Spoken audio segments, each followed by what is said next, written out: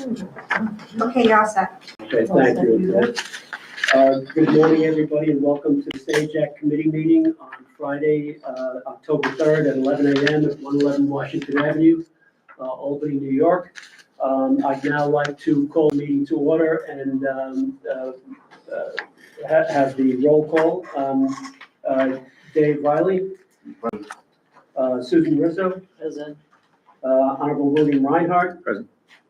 Honorable Gary Demolowitz. I'm an honorable, come on, please. You are most honorable. Mike McLaughlin. Present. And Caitlin O'Brien has been excused.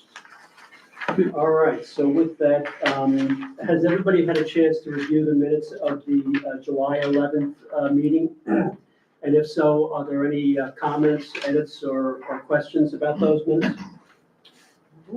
Motion to move. Hearing none, I'd entertain a motion to accept the minutes of the I move July we accept the 11th minutes. meeting. Motion made by Second. Mr. Reinhardt, second by Mike McLaughlin. All those in favor? Aye. Aye, any opposed? Okay, let the record reflect that the motion is carried unanimously. Next, so why don't we just jump right into the stage applications for today. I'll turn this over at this point to Kevin Catalano with the Alliance, who's the lead person for our stage application process. Kevin? Thank you. I'd like to draw your attention to Resolution 2025-9-1, a resolution approving and determining funding for an economic development project application submitted by Ketamir Inc. Ketamir Inc. is located at 6 British American Parkway. Founded by a gentleman by the name of Dr. Barry Arkles. Dr. Barry Arkles he founded several different companies along throughout his career, currently with revenues exceeding $1 billion. His focus is on silicones, metal organic compounds, and specialty monomers. His contributions really. He is a chemist focusing on surface chemistry, applied materials and science, and biochemical reagents. He has 150 published articles to his name, over 75 patents to his name. And what he does is as we build wafers, so in the semiconductor industry, this is going to be a semiconductor consortium. As wafers are manufactured, they need a controlled surface chemistry. So it has to be controlled through the process. And what Dr. Arkles makes is he has a way of, his chemical processes are a way to modify surface entry, making layers more hyperbolic, hydrophilic, and promote adhesion between dissimilar materials. These are things that are going to be used in the semiconductor industry throughout its process. And as he can have these bonding agents work more through a reaction versus a heat process, which is currently used, we can reduce the amount of heat used to make, the amount of energy needed to make semiconductors. So that's where his focus is. He is, his resume, it screams incredible individual, elected to the National Academy of Engineering for his contributions in organosilicone materials, organometallic materials, and biochemical reagents. He's a recipient of the Frederick Stanley Kipling Award for Silicone Chemistry. He's named a Fellow of the Royal Society of Chemistry, winner of the John Scott Award. He's the chairman of the board of the company that he founded in 1991, Galiste, and he's on the board of his Temple University down in Philadelphia, where he has a Bachelor of Science and PhD in biochemistry. As Kevin and I worked through the strategy for Albany County, we don't have space or the power for a fan. We don't have the acreage. What we do have is spaces like 6 British American Parkway where we can put it in and we can work towards building a semiconductor supply chain. As Sue, you mentioned the salaries, These are high-paying jobs. These are not jokes. He will be recruiting people from all over the world to come work at his place. There are, and as you look at the, as you look at the packet, you'll see that there's 110 jobs that are going to be retained. In that, you have Emerson, you have Accumetrics, Siemens, and they're working to bring other companies into the consortium. Those companies have committed to stay there now that he owns it and his plans, and they all want to work together. So we are going to retain those 110, which are high-paying jobs, as you can see, and he's committing to 130 new jobs over the next 5 years. And when we had an economic development, an economic impact study done by Camoin, and their estimate is, once fully staffed, $95 million in economic development every single year, economic impact in Albany County every single year that they have those levels. So Tom and I are working closely on what we want to do is 2 tranches. They want to spend about 11 million on plant and equipment. That'll be the first tranche to get up and running. And then as they start to work things out, they're going to have a second tranche, mostly of equipment, furniture, fixtures, expenses. So Tom and I will work to define 2 separate projects so that we can do it in 2 tranches. That way we can make sure that he's done part A, and then we can give him part B. If anybody has any questions, I'm available. It does meet the minimum number of 15. It's worth 17. And, you know, really just very exciting to have somebody like Dr. Arkles here. This was a competitive situation. He lives in Pennsylvania and so dearly wanted this around the corner from his house. And we told him, no, we want it here next to New York Creates, next to Global Foundries up north. And we have provided him incentives, and this is one of the incentives to encourage him to come here and do his work in Albany County. So we're giving them $2 million, Yes. and you'll look at those tranches, and this is in Colony? Or- Yes, it's late. Yep. This is a former Plug Power location that was consolidated. into this. That location. Yeah. That's great. Oh, that filled real quick. Yeah. Potentially. Right. I have a couple of questions. These are additive processes they're working on, right? You're not etching and removing material from the substrate. No.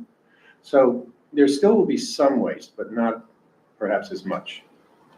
How, I couldn't really tell, frankly, the short environmental assessment didn't really have much information in it.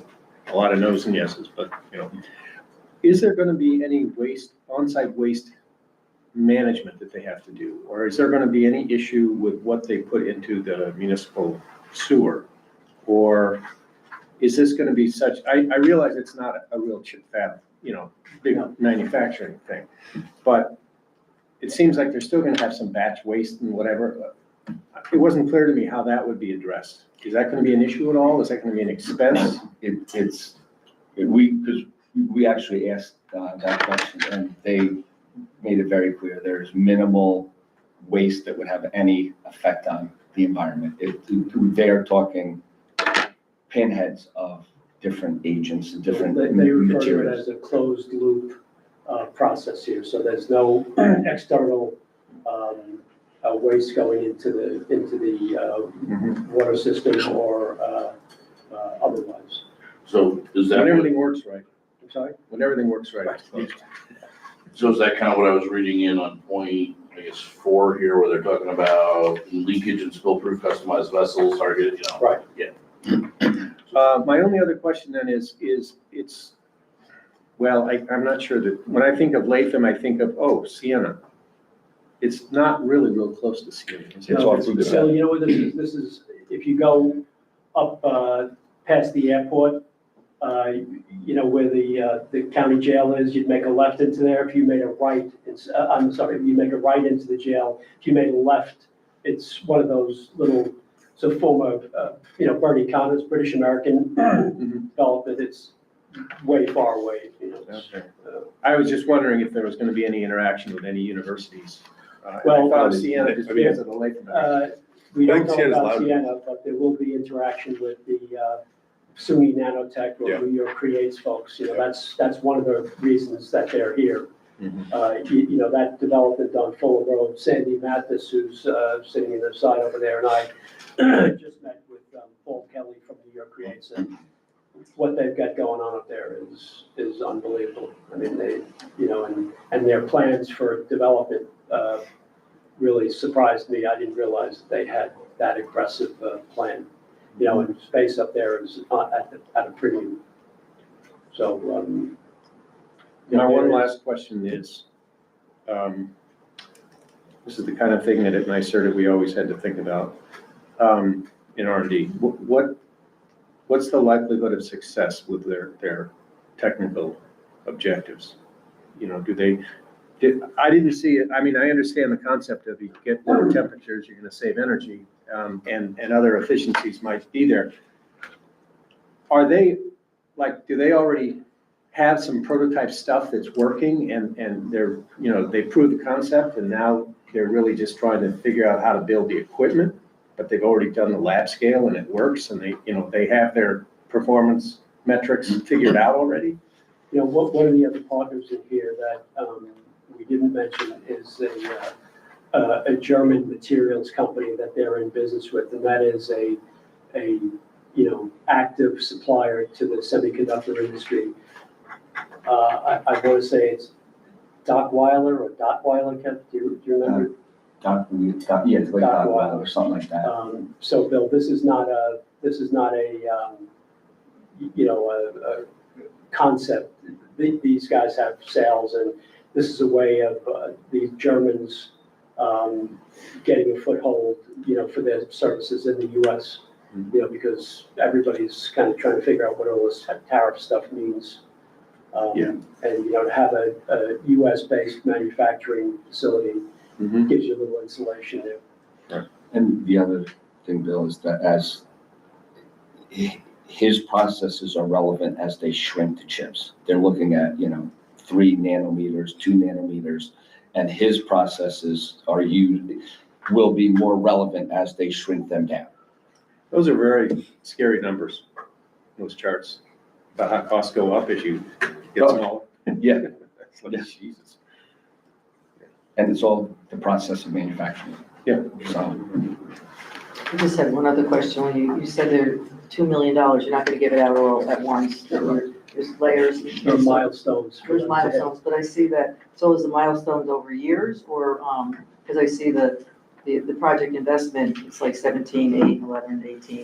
So we look at, how long do you anticipate it would take you to give out the 2 million? 1 million would be done once the first, because we do everything on a reimbursement basis. So the first 1 million would be paid out after they spend 11 on the plant, all the upgrades and bringing in the initial equipment they need. The second would be as they start building out more capital equipment. So we don't look at, you know, there's other items on that list that they provided, but we're very select in what we will reimburse for. And what we look for is capital equipment, furniture, fixtures, and equipment. Those are the type of things we look for. So, Machinery and effort. yeah, so some of that other stuff, we don't count towards, we look at it as the investment in Albany County, but we don't look at it as part of the stage investment. So it might be 2 years then. I would think first tranche No would longer be than that. probably second quarter of next year because they have to do all the work. And then I would expect a year to a year and a half after that for the second tranche. That's the schedule you already hear it. Yeah. 21, yeah. What page is that? 21, 17 and that stuff. Okay, there you go. Thank you. about a third of the way, halfway Yeah, down the got it. Thank you. I apologize, I have one more question. Sure. I'm assuming is there state and federal money in this too? Support for the enterprise? I just got a call from our ESD regional office saying that they're talking to them and they asked us about ours, but ours is not dependent on any state support, so they may be doing something else with the state, we don't know. The only reason I asked the question is Susan's questions made me think, oh, okay, now, how are we gonna coordinate whatever reimbursements, supports are coming from state and or federal sources? I don't know if, you know, Schumer has a piece of this somehow with the semiconductor. Not that act. we're aware of. Will there be any need to oversee the coordination of reimbursements, so we're not both reimbursing for the same thing. Oh, yeah. Yeah, we're, On it. we go sheet by sheet. It's, It's all they don't, submit the same sheets as that. yeah, well, Got it. Any other questions on this? All right, Tom, you want to walk us, you want to? Yeah, I'm going to add a lot more to what Kevin said, and this is getting a little repetitive, because the resolutions are somewhat similar to what the committee has seen a number of times previously. The You first think? couple pages, I said, you think? a history of the act and how we came to this table today. The process, as I think everybody here knows, is the application is, the Alliance was appointed specifically in the legislation from the county to administer the grant program. So the applications come into the Alliance. The Alliance, as Kevin just went through, staffs, evaluates, analyzes, grades the application submitted. And then the board at the Alliance, pursuant to a resolution, will then recommend, if they choose to do so, that it comes to this level, because this level is the actual funding level for these stage grant applications. So our purpose here today for the stage committee is both to, as Legislator Reinhardt already said, there's going to be a secret determination, because the way the project is defined, it does involve the acquisition of real estate and then machinery and installation and that stuff. Now, we can choose what we reimburse for, but the fact that we're giving $2 million for machinery and equipment, as Kevin has talked about, may actually allow them to do the purchase of the sale. So that we look at this in a wholesome way. It's an unlisted action because it involves the acquisition of real estate. So, but all of the activities are within the footprint and the inside of the existing building, and they're in accordance with the zoning. So it's in the staff's determination that was a negative declaration as recommended. That's what this secret determination is, the first part. And then the second part is the actual approval of the project and the approval of the grant funding to go with it. So those are the two basic decisions that this committee is presented with today, if it chooses to do so. So the real estate is being purchased by Plug Power, or we're purchasing from By Albany County? Dr. Arkles, the principal at Catamere. He's purchasing, is it personally or corporate? it's under Kenmere Holdings. LLC. From who? Oh, independent owner out of New Jersey. Somebody in New Out of New Jersey. York Somebody City, New else owns Jersey. this building? Yeah. Okay. They used to lease it to Plum. Okay, that's, all right, cool. So if there are no further questions, I'll ask to entertain a motion for both items number 1 and 2 that Tom just walked through. Tom, is it okay to do these both at the same time?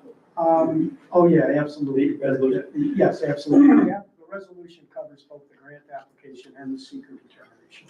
So I hear a motion made by Dave Riley. Second. Any further questions on the motion? Do I hear a second? Second.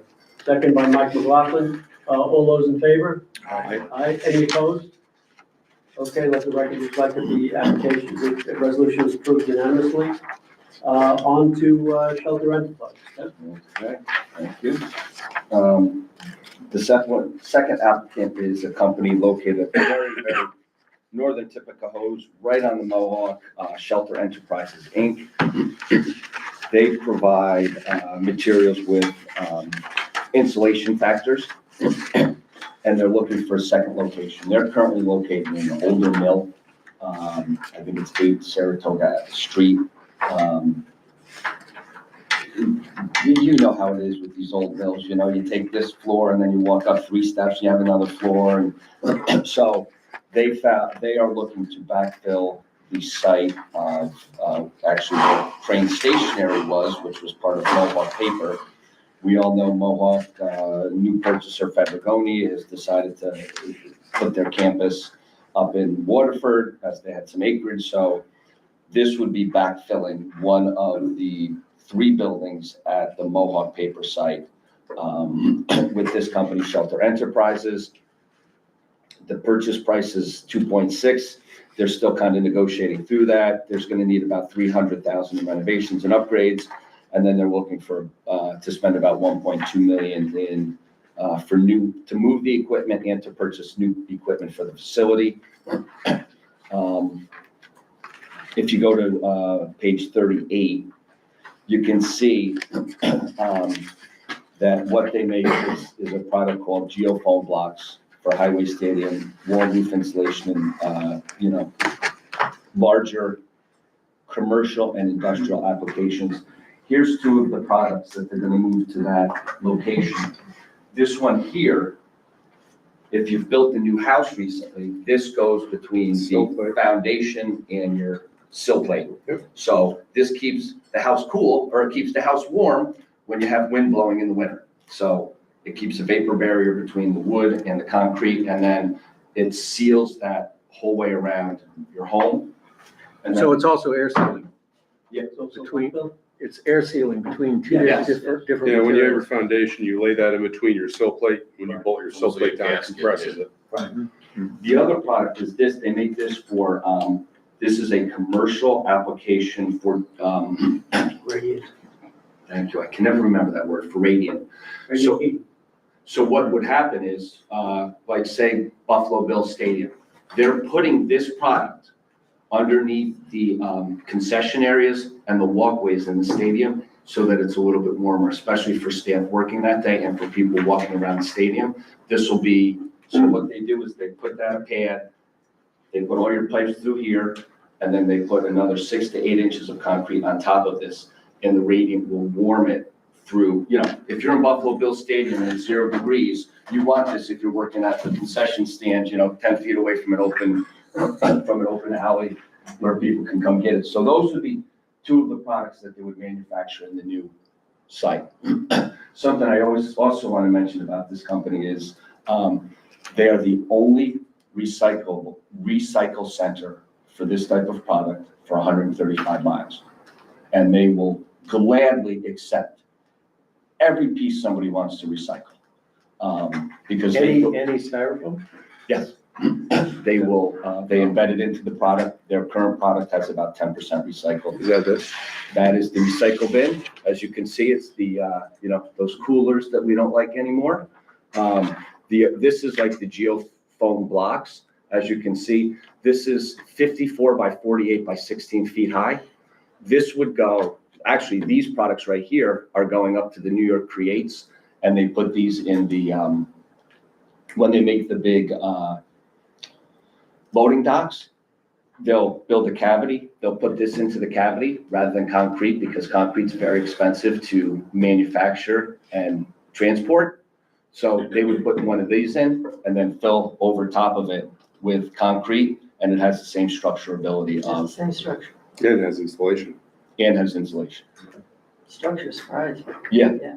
No, it's you dig in and it's really a very interesting product. It's also currently used in the Quackenbush Garage. It's used in Yankee Stadium, their City Field. We're gonna use it at New York Creates. It's being used in Buffalo Bills Stadium. So it's not really, and road construction as a soft fill. So and what's interesting is it's embedded into the infrastructure. So really quite an interesting company. It's stable with moisture, right? Yeah. So it doesn't rot. Goes nowhere. I have a little bit of a question about this from this perspective.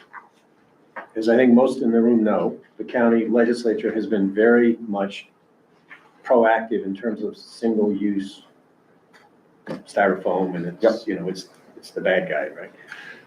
So I want to make sure that what we're doing here does not in any way contribute to that kind of a problem of styrofoam going into landfill, sitting there for 5 centuries, et cetera. Yeah.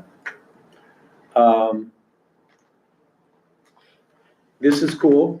You're saying they already are recycling at their current plant in Cohoes? Yes. Actually, Bill, they're intercepting the waste stream from going into the landfill by putting recycled styrofoam products, or I think it's actually called polystyrene, back into their product. So and Kev, I think they work very closely with DEC Oh, yeah, they're monitored by, they have a DEC permit to manufacture. But, they enjoy a very good relationship with them, this is. Mhm.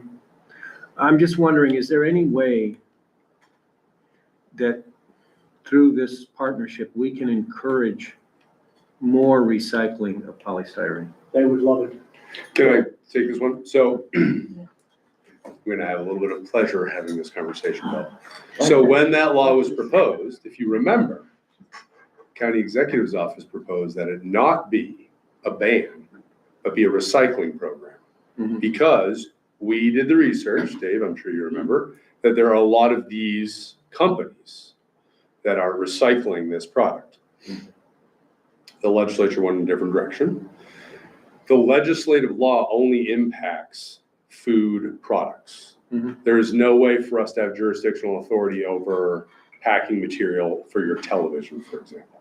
Mhm. So this is ideally, in my mind, what we should have done to begin with, because our sewer district was actually prepared, able, and would have made some money off of setting up a recycling program that allowed people to drop off their styrofoam products, including food waste products. They made a different product with what they considered Are you soil saying the food materials. waste product would end up here? No, It's what I'm, dirty though. no, what I'm saying is they can make different products with that.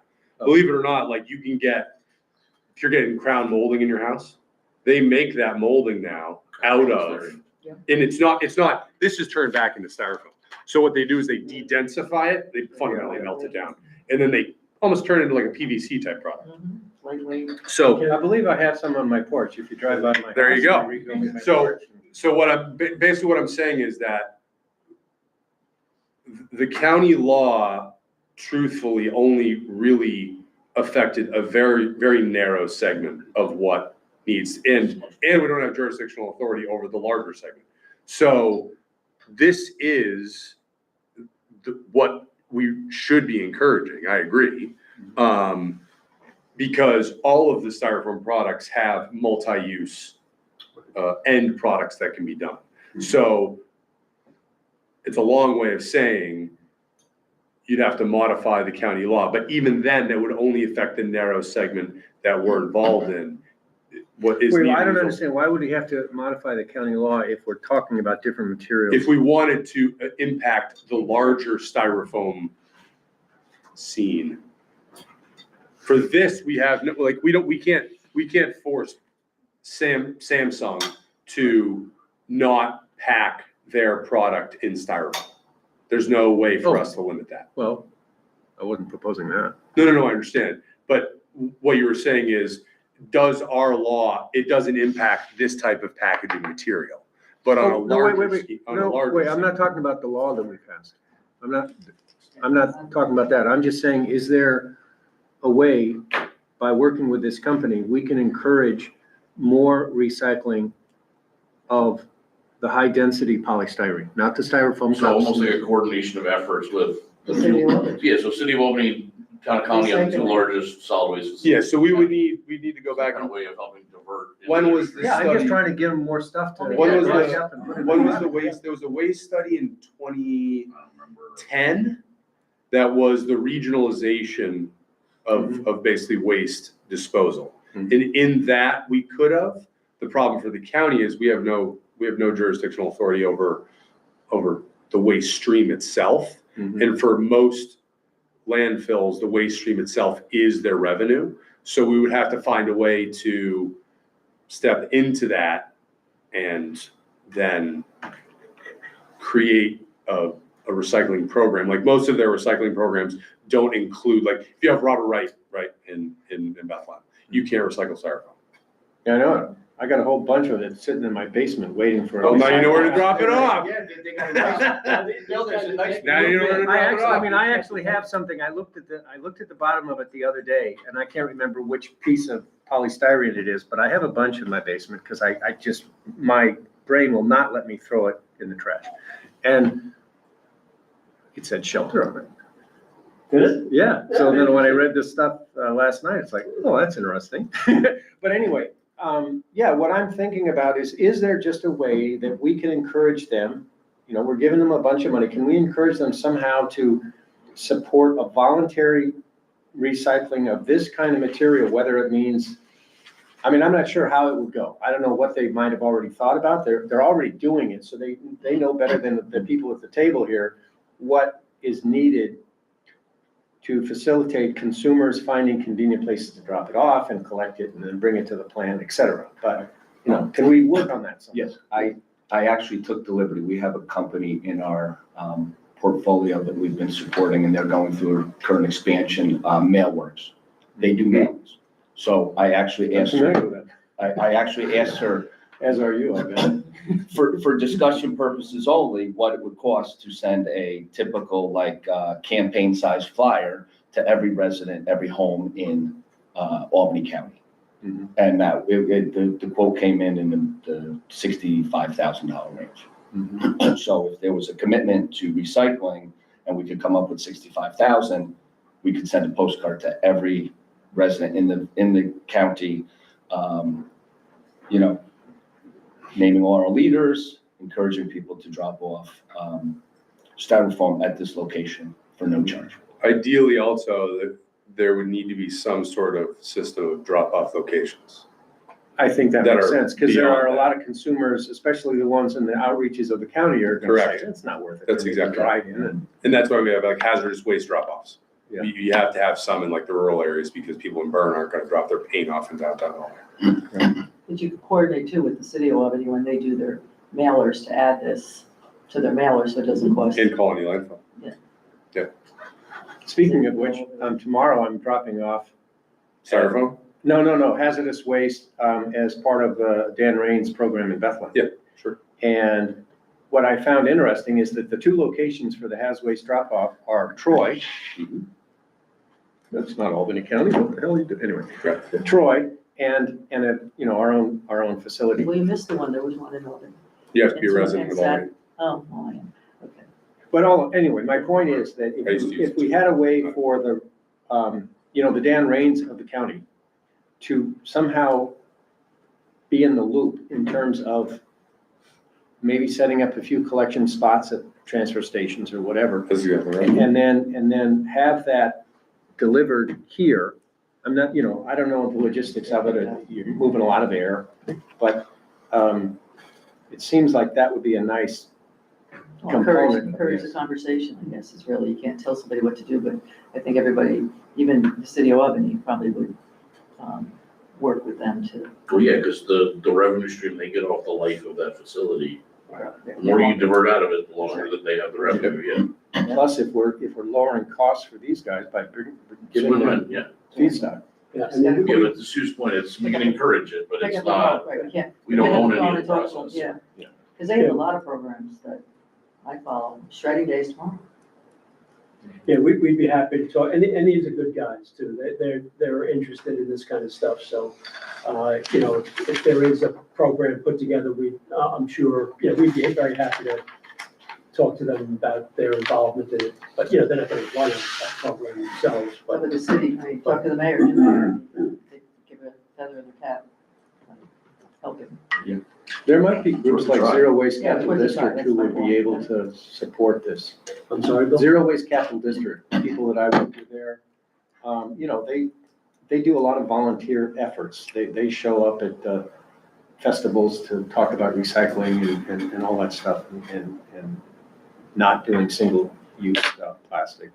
And they would be interested in this. I don't, you know, obviously there's a lot of details that would have to be worked out, but I think you've got some volunteer community people who might be supportive of this kind of an effort. And if they've worked with any groups like that in the past and have any kind of a template for how to work with community folks, and see if we can get that going. And kind of to your point, they feel sometimes they get looped into that single use. So anything we can do to help people understand the importance of a product like this, Mhm.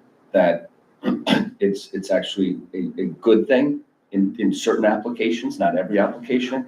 So they're constantly, you know, fighting that battle of, hey, we'll work with you. So Mhm. I think if we want to put something together, I think they would be very receptive to it. Okay, you want to get into the deal terms, Kevin? Yeah, so, based on their size, they applied for $1 million. I talked with them and they understand that the match, there's a 10-to-1 match, so they wouldn't be able to get to that level. But with the purchase of the building, the purchase of the equipment and all the renovations, they would be eligible for about $350,000. And, you know, let's, from my perspective, working with Kevin here at the Alliance, they would love to have a better image to the community. They get calls every day from states outside of New York. They get calls from counties outside of Albany saying, we're friendlier when it comes to that stuff. It's like, yeah, no, we're not making cups. We're not making, clamshells. Like, so we're looking at this as not only a retention, but an addition of 9 new jobs. So it would be a $350,000 grant. Again, it's all reimbursable, so they would have to spend the money. We would do the reconciliation, then we would reimburse them. But overall, it's a pretty good story. We're backfilling a property vacated by Mohawk Paper, which has been there for 100 years. Good job. So, Yeah. no less than 7 different tours I took, Susan. So we got it full. Right. So, still a long way to go with the transaction, but we're very supportive of it. If they had explosive growth, would they quickly outgrow the Mohawk Mill, or does that give them room for expansion? This gives them room for expansion. Yeah. Tom, if you don't mind, would you mind going just through the resolution again? I won't belabor this one at all. That it is very similar to the one before. It's an acquisition fit up of an existing facilities, and the activities are within that building. There's it's an unlisted action. It's one we've talked about before because it does involve the acquisition. And then there's the funding approval next. So that's the summary of the resolution. Subject to any questions? All right, do I hear a motion to move the Shelter Island project? I'll move it. Bill Reinhardt, any further discussion? If not, I'll entertain a second. Honorable Sue Rizzo, second. All those in favor? Aye. Any opposed? Okay, let the record reflect that the project was approved unanimously. Thank you. Just lastly, and I'll go through this quickly if you'd like to spend any more time on it, we certainly can. But listen, the county really did a fantastic job in the creation of this program. This has really been a huge success, and it's stimulated a lot of economic activity in the county. I thought we'd just kind of walk you through what we've done so far. We've got 10 projects. You'll find it on the last page of your package here. We started this out with the Plug Power deal. Ironically, it's one of the few projects that we haven't yet funded because of some of the issues at Plug Power. So, the rest of these, with the exception of Valinsky's also, are either on schedule to be funded or have already been funded. This represents 2,800 jobs, either retained or created as a result of this work here. And these are all, most of them are locally headquartered companies or have significant presence in our local market. So this has really been a big success, and I think the county deserves a lot of credit for doing this. County legislature, county executive, all elected officials, Sue, I appreciate your support of this. This is really one of the most important arrows in our economic development quiver here. So, we're planning on continuing to do this. Oftentimes Kevin packages this together with an IDA funding, as we did with Catamere, to provide a payment in lieu of tax program, or a low-cost loan with the Altech Loan Fund. So this is a great tool we have to get projects, and it's again, it's strategic. And that's our mantra, we're not looking to do, anything that comes across the transom. We're really trying to stick to our knitting. We will be, I'm talking to a consulting company now about doing not another strategic plan. We did that back in 2018 with Camoin and Bergman, but a kind of a refresh of our strategy, just to make sure that we're focusing on the right industries. Unfortunately, the offshore wind industry, which we had $2 billion worth of investment interest in the ports of Albany and Queens, evaporated overnight with the new federal administration in Washington. Whether that comes back or not, we don't know. Whether those facilities at the ports of Albany and Queens will still be available as if and when it comes back. The Carver companies, they're a private company. They can't just let that land sit fallow. And even the Port of Albany, they've got a solicitation out on the street for Beacon Island. They've got a lot of money sunk into that too. So, we'll have to see. So we are gonna revisit our strategy. I don't think it'll change much, but we want somebody else to tell us that. I'm not, we're gonna try to find a consultant to do this. I'd like to do this kind of short and sweet. The major plan elements have all been done with the Camoin study back in 18. So I would like to do an update on this, and if we come across anything that would necessitate or that we would recommend a change to the stage program, we'll let you know about that. But this has been a real success, and there is no other county anywhere in our region that is doing anything like this. So this is really in the economic development field, this is a very well thought out program, and well conceived and well executed by the work that Kevin and the rest of the Alliance has done. So, any questions about the program or any thoughts, observations?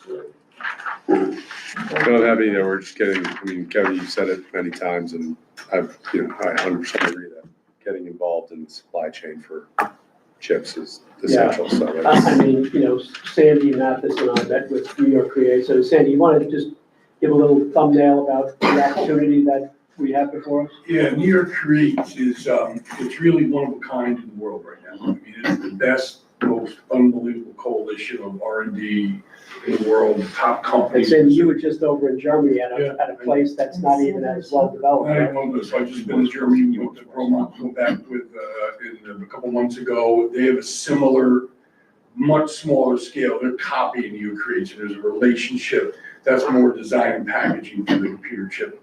So what New York Creates is the draw. That's the R&D. We had a great discussion, and the question was asked, will you help us identify opportunities?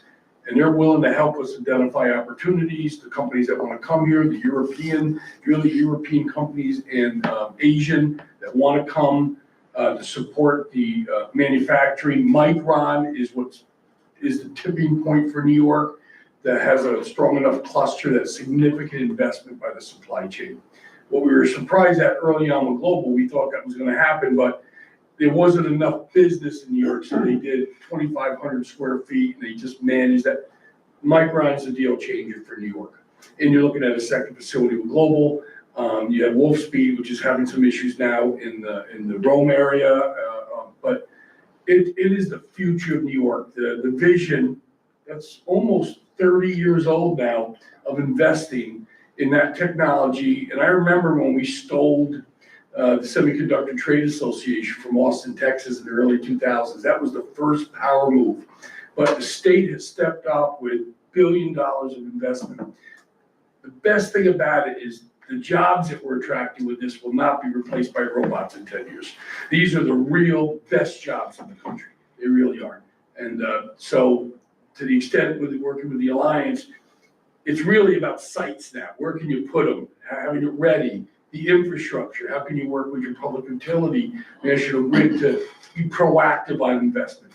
And again, the state, I've never seen this level of money that's on the street, whether it's Fast New York, whether it's Power Up now that's gonna be used, $100 million commitment for the next 3 years from the state for just utility infrastructure to be proactive again. So I think the future's extremely bright, but you gotta have places to put these companies. The opportunities are gonna be there. And I think Albany and the alliance and your structure that everybody's involved in establishing this is really poised for incredible success over the next 5 years. We have an opportunity right now by the American-German Fund, which was created after World War II. And they asking us to sign a commitment to participate with them. The American-German Fund will pick up all costs, but we have to commit to this process where we go over to Germany to, where was it, Sandy? Was it Dresden? It's Dresden, which is, they have 5 globals there. I mean, and they've got 2 more Now, under construction. we all know what Dresden is famous for, right? Yeah. The bombing of Dresden. I was just gonna say, it's famous for being gone off the map, It yeah. was level. But Sandy will tell you the place is amazing, how they've rebuilt that town, and that has become a technology hub. But so if we sign on to this, we've got to agree to go to these trips to Germany and to Austin, Texas. And, through that, we'll get to know these German companies that are involved in the semiconductor supply chain. And hopefully, if we're successful, be able to locate some of them to the Albany, Albany County. So What's the biggest reason that they're interested in Albany County? New York creates the nanotech. What about the intellectual capacity of the area? Well, yeah, that's, it's the R&D at nanotech, and then it's the real manufacturing of Micron out in Syracuse, Wolfspeed up in the Rome, Utica area, and Global Foundries up in Saratoga. But this operation up on Fuller Road, many people in this community really don't understand the significance of that group. It's. Are they based at the Nano College? I'm sorry? Are they based at the Nano Yes. College? Yes, Yeah. yeah. But it's, you got a couple thousand people working up there. And as Sandy says, in very, high-tech, high-paying jobs.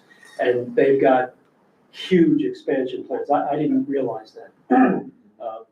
But, and I don't want to say this because that's not our story to tell.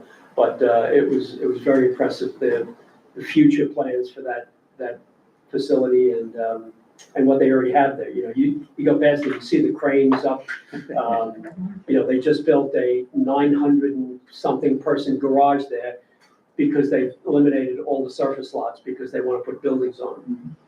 They're probably running out of ground. The need is like almost exponential. When we were over there, Kevin, correct me if I'm wrong, but As a basically, matter of like, fact, they just said there's the like- county executive was just over there. yeah, so we missed, he was out of town, we missed the tour. It was a very last minute thing. They called, said, if you have a few hours, the need's almost exponential. They'll run out of space, to Kevin's point, like, that's gonna be like this little spot of density because that's the only space they have, and they're probably. Maybe they should look at Vista.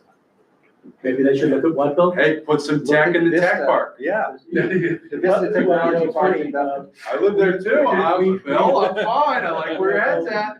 We were working with them on a prospect to move them out to Vista, and it is actually 3 traffic lights away from Fuller Road to get to Vista Technology Park. It's, you just gotta get to 85, Yeah. and you're right there. I know that. Me too, Bill. I have been thinking about this a long time, really, about the Nano College and all that growth and all those cranes. And I'm thinking, come on, you're just down the street from. And the other good part about this, Bill, is, Sandy will tell you, these European companies, they're very interested in the aesthetics of where they want to have their people located in places that the people like, that they can walk to places to eat, and they're walking trails and exercise, suburban areas, urban areas, all on the table here. So this is these are by and large low impact companies, the design firm. I mean, Sandy, tell them what a design firm would look like. Each, which is just never knew this, that each sector of the economy are designing their own chips. So you have, the automobile industry, you have Wall Street, You have, energy, so they're all designed, like, play toys, Yeah. phones, right? But they're all designed, chips are being manufactured like Global, they get the design and then they manufacture, they're not doing, they're a foundry. So they have multiple customers. But what we're focusing on is low infrastructure impact opportunity. So an integrated circuit design firm usually it's really a glorified office. It would be something like Google would do, because it's so workforce driven. And these are all electrical engineers, 200 to 300 of them, making ridiculous money just designing chips all day. Mhm. But the environment around that facility is what they care about to attract the best talent. So they want to have nature, they want to have, the free food, they want to be like Apple or Google. It's really what's inside special, but then they want a very pristine, environmentally friendly environment around them. So that's the challenge we're looking at, a new site. We can do that at Vista. Yeah, Yeah, no. absolutely, Vista fits that. It sure does. I don't want to prolong the conversation because I know we're short on time. Sandy, can you, or Kevin, can someone give me a quick understanding of the difference between a Global and a Micron? Yeah, Global has multiple customers. Micron is their own Is customer. their own, so So it's Micron's, right, Micron's taking care of their need. Now, they have customers, but they're doing everything within themselves. right, Global has multiple customers. They're getting that design and they're just manufacturing the And chip. Sandy, that's why they're called a foundry. Exactly, foundry versus an individual company. Yes. so, but fundamentally, they're producing. They're doing the same kind of thing. thing, yes. So is Micron, you've kind of mentioned that they're kind of a game changer. Yeah. Is that because now with Micron, the amount has increased to the point, kind of like you were saying, that Dresden's got, what, 8 foundries or whatever it is? Now we have enough It's exactly, production. like, it's the volume of work for the supply So chain. is global now wasn't reso- enough. Global was disappointed now because we thought the region would blow up. They just rented space. Plus, the global situation was a little bit more challenging. They would only give like 3-year commitments to the supply chain. So nobody was gonna spend and build a building. Way too much upfront Wait, cost. right? So now that there's enough volume, there's an opportunity for more of an investment in the real estate and presence with employees in New York. And quite frankly, the country. You got Intel in Ohio, you got Arizona's blowing up with the Taiwan company. So you're seeing more, of course, Austin continues to add. Bromont's becoming a real player, which we have very strong relationships in Quebec. So it used to be so heavy Asia and then moved to Europe, moved to Dresden and other places in France. So you have Europe, but the US market now is starting to compete very aggressively on manufacturing. And quite frankly, the CHIPS Act that the federal government did was a major play in it because the investment in the capital to start manufacturing is so high and that you need to support the companies that come here, like we did for Global in New York. I mean, that was if I remember, about a $2 billion incentive for Global. Now you got over 3,000 jobs that are outstanding. And So what's the there's incentive the for investment. Micron, Sandy? Isn't it something like is the total project 9 billion? The total project over 10 years is actually 100 billion. And the incentive was It's 9 about billion? 9 or 10 billion total they're getting for incentive, yeah. Oh, no, the numbers are just different. And of course, the infrastructure, it's, So number, that not 10 billion is federal and state. and state, yes, 10 billion. both. Yeah, But it's federal and state. No, Yeah. is it federal? It's federal and state. State, okay. Yeah. I don't Yeah. know. Is the CHIP Act safe with Doge? I think it's safe, it's being remarketed, let's say that. It's different credit, different nuances being added, but everything that I've been told, and I've checked with Schumer's office on this, is that money is flowing, but there's new negotiations with the end user. The CHIP Act will be safe because it's defense contract, defense connected. Yeah, very much so. So did you have something? Yeah, I just wanted to say, I like the direction, and I'm happy that when you said Plug Power was not funded yet, considering the situation, so that means you have the checks and balances in place. And I think that's important, that if we're approving things and something happens, that you have the checks and balances in place. So I'm happy to see that. So far, they've met their Yeah. job numbers. This is gonna be the critical year, and, I don't know if you see that piece in the paper where, the Department of Energy is threatening to recoup, to hold back, Plug Power is waiting for a $1.6 billion loan from DOE, and, they didn't get it yet. Right. And whether they will or not, on the plus side for Plug, almost as a surprise to them, in the BBB, the Big Beautiful Bill, Plug got a huge win. The stock just went up by $1 yesterday. They didn't even ask for this, it had to come from somewhere, but they extended the hydrogen tax credit from, which was gonna expire at the end of 2026 till 2031 or something like that, which, was Is the a- tax credit linked to green hydrogen or any hydrogen? I don't know, Bill. I don't know the answer to that. That's a good question. But, Plug is committed to green hydrogen. Right, They're now manufacturing their own hydrogen down in Peachtree, Georgia, and somewhere else. But Fossil They just- industry I wants just to do it spoke with to them. natural gas. they just did a huge deal. They sold a 100-megawatt electrolyzer to a European concern. They're not mentioning who that is. That's their business. That's going to be going forward. These huge generators, if you will, to fund different things. But the 1.6 billion from the state energy, from the Federal Energy Office was for R&D.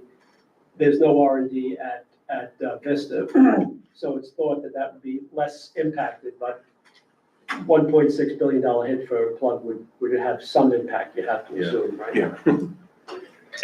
Next week or the week after, there's a special program at Plug Power for investors that will be attending just to see what their outlook is for the coming year. So we'll be prepared to talk to everybody when we do our, annual report for the IDA job numbers. I just want to comment on this chart, this projects list. Obviously, I'd like to see Plug move ahead. Success. Yeah, right, we all want that, They all want it. but we have to be careful, as Susan said. But I'm really delighted with how this program has worked. I was one of the lead sponsors in the legislature, and I'm the green guy in the legislature. I keep preaching it, and I have a lot of opposition from certain people who think green is a waste of money and blah, blah, blah. But I think this is part of the proof that it's not, and that it's good for the county. And so I'm going to be a strong advocate of continuing it. I want to focus on the true green stuff, and, we can talk about what that means later, but. Well, thank you, Bill. We appreciate that. And, that will be reflected in our revised strategy. Sandy's helping us out on that. And, we have got to be strategic. We can't try to do everything for everyone. That's surefire prescription for failure. Yeah. We got to stay focused, and it's not always easy to do. You get pulled and pushed, but you have to stay focused. One last point, I apologize for holding everyone on this, but it seems to me we are in a situation right now with all the bad things happening in Washington. The green space is being attacked and defunded at the federal level. Part of our thinking in terms of our revised, review of this program and say, how do we move forward, is do we have one strategic piece of the future where we say, okay, how do we, Albany County, New York State, take advantage of the dysfunction in Washington, where they're cutting all of these programs, and we've got private money all over the country that was moving in this direction, and now it's saying, whoa, wait, what's going on in Washington? How do we make that happen Yeah, here? we can become a very receptive ear for that kind of investment. We might be able to, be a desired location for some of that investment capital. Right. I hear what you're saying. Yeah. Yeah, we'll make sure that's reflected in our revised strategy. So if there's nothing else, I'd entertain a motion to adjourn. Motion. Mike, Bill, second. All those in favor? All right. Thank you, folks. So here's a picture you can show to your colleagues. We were competing with their home office in Germany.